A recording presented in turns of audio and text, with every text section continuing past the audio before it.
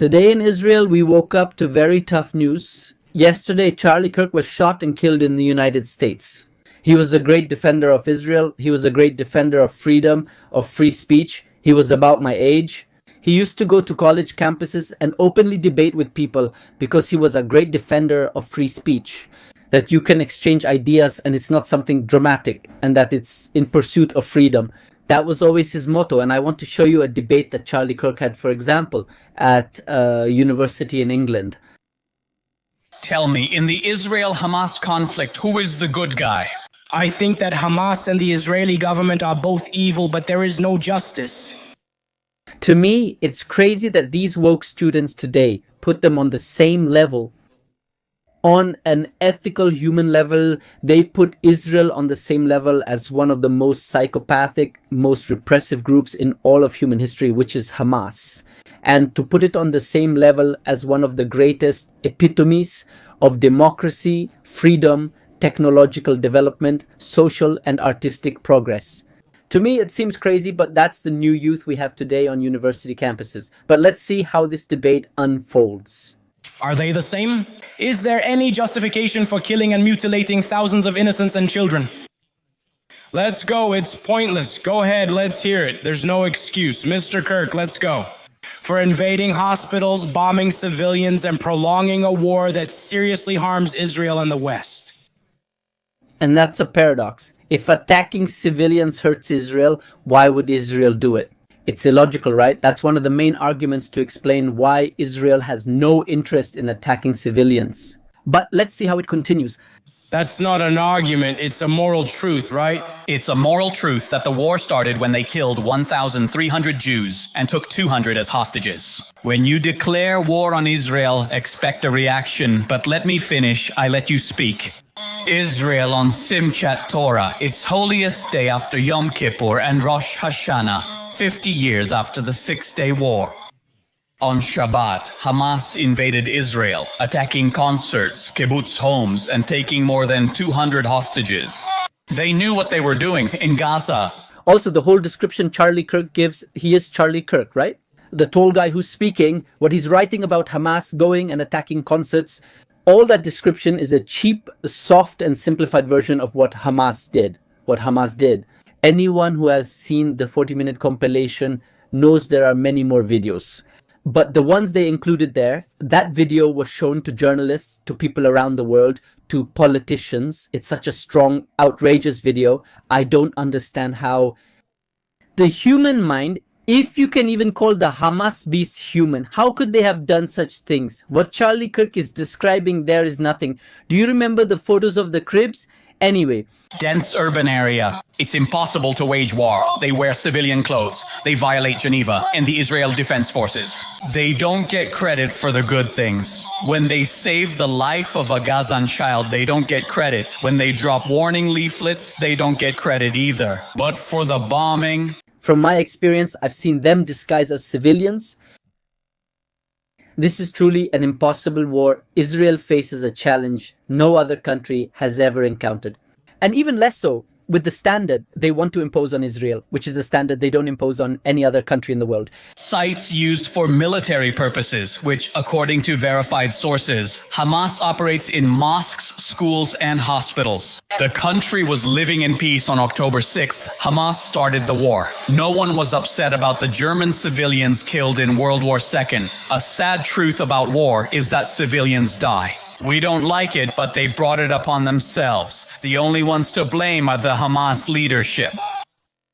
Literally World War II. I don't know if you knew, but England bombarded even after everything was over. The challenge of defeating Hitler's armies had already been overcome.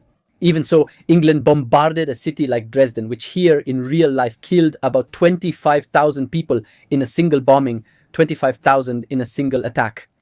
People didn't ask, but do you only have to attack the Nazis? What about the innocent civilians of Dresden? People didn't ask that because they knew Nazism had to end.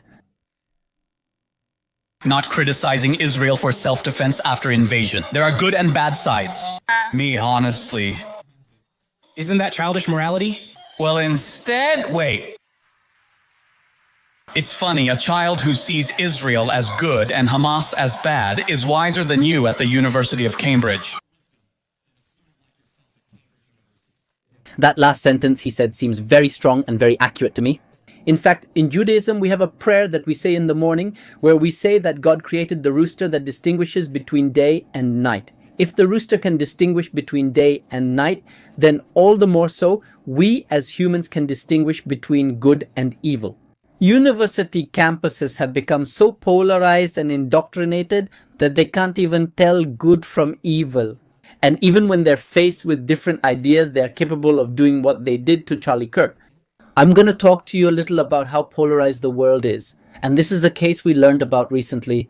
This was on August 11th. He lost his life. His name was Miguel Uribe Turbay. I should clarify that I don't know what he did or what he said or his politics.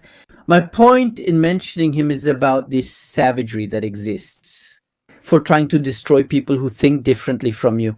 And I'm going to tell you something. As a Jew, we are the culture of debate. And also, historically, we know the brutality that comes from not agreeing with your brother and fighting over it.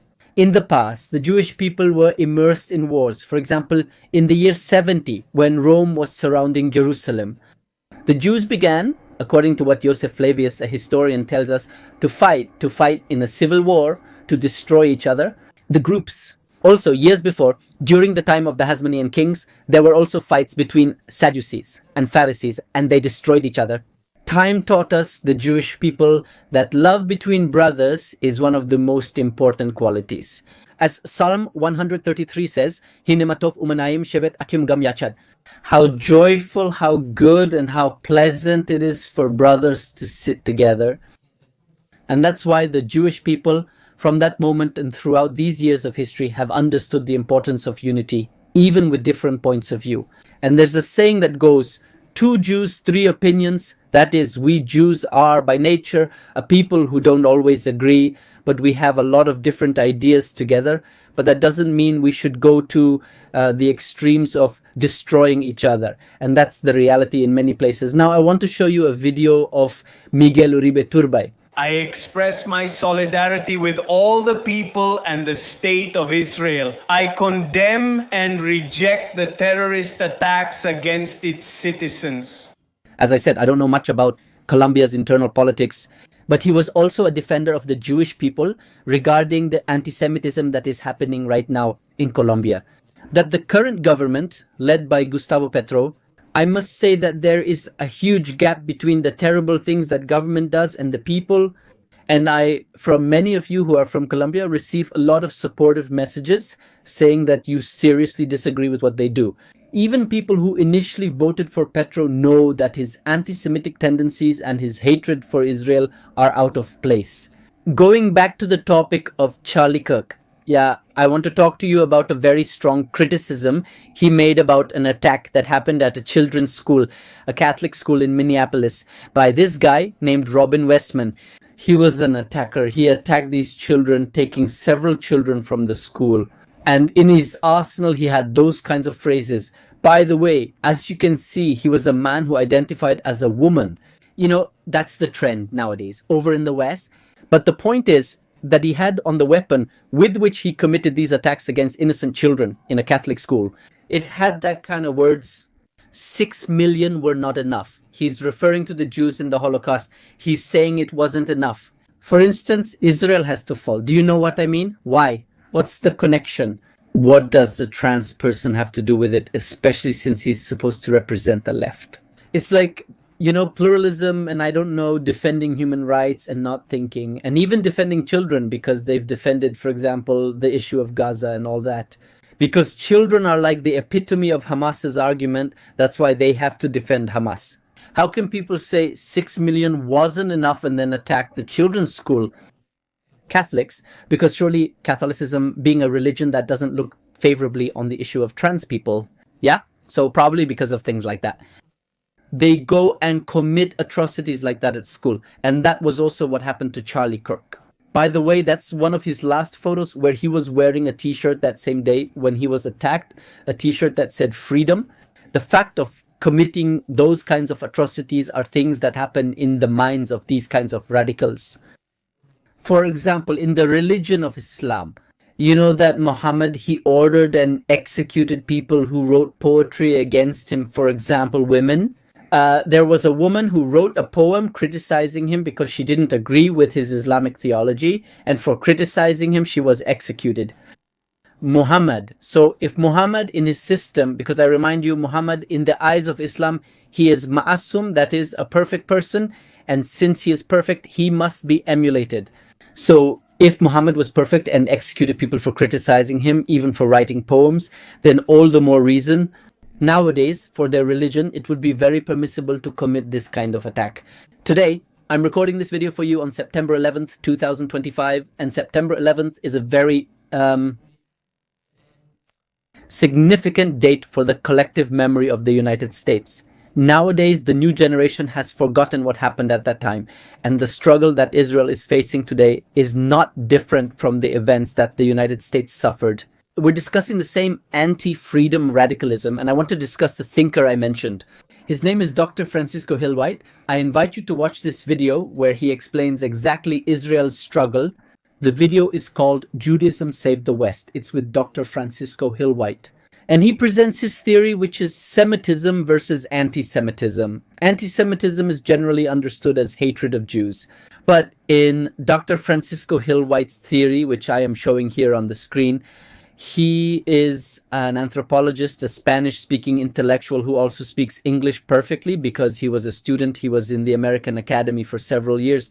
And what he proposes is that Semitism is like this driving force in the world, in society, in people that promotes the existence of freedom. And this human freedom, freedom of expression, the idea that the world can be better. In other words, aspiring to a better humanity. And this is represented by a group of people who preserve this ideology and have passed it on. In this case, the Jews. Jews carry this, let's say, Semitism, which you could say was a revolution, let's say, in the times of Sargon of Akkad, against the corrupt, against tyrannies. Anti-Semitism still exists today, which is not just hatred of Jews, but also hatred of Semitism itself.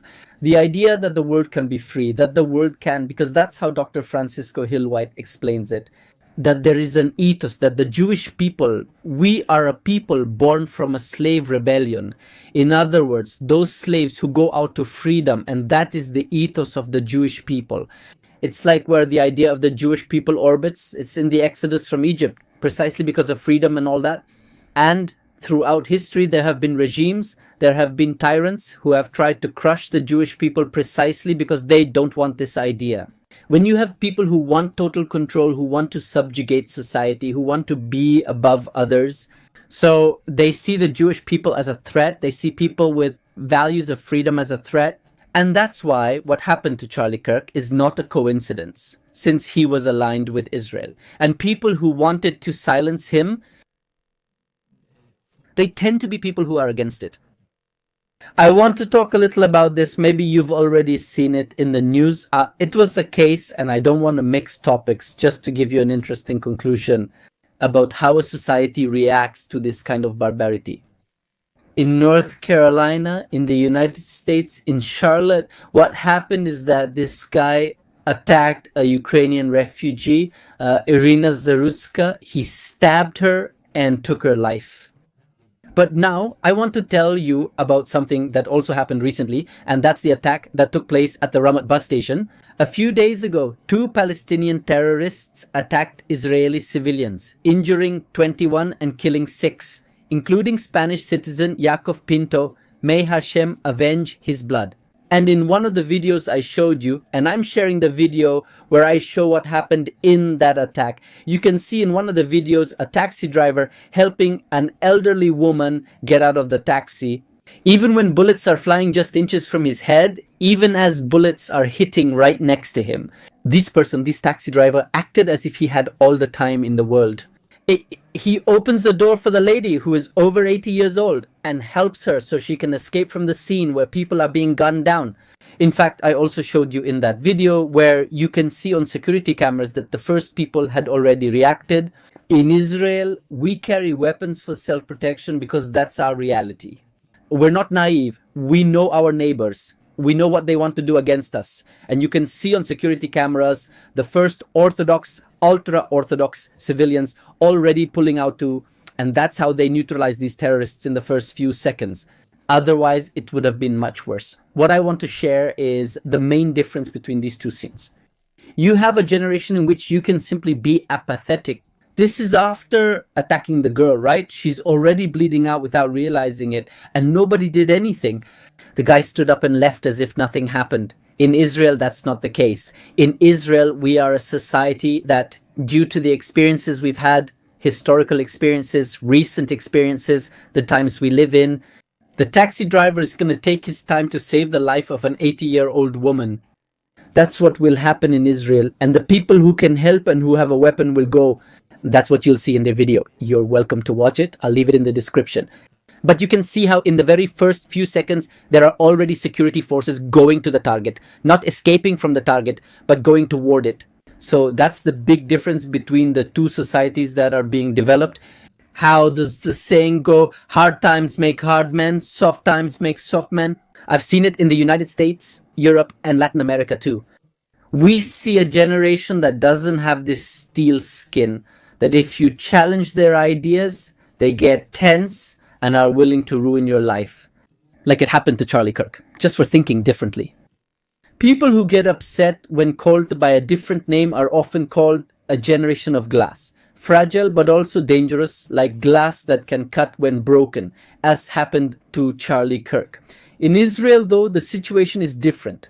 What our generation had to go through is making a much stronger, much more resilient generation grow. Think about people who have taken part in military operations, in defending Israel, in exposing ourselves to such tense situations, in such stressful situations. And this has developed in us a greater capacity for resilience, a greater ability to be determined by our objectives, to know how to protect more. Think, for example, my brothers who are younger than me, people who are now in the Israeli army, 18 years old, fighting on such extensive fronts. This whole situation is leading us to become a society in which, as this saying I already told you goes, hard times make hard men.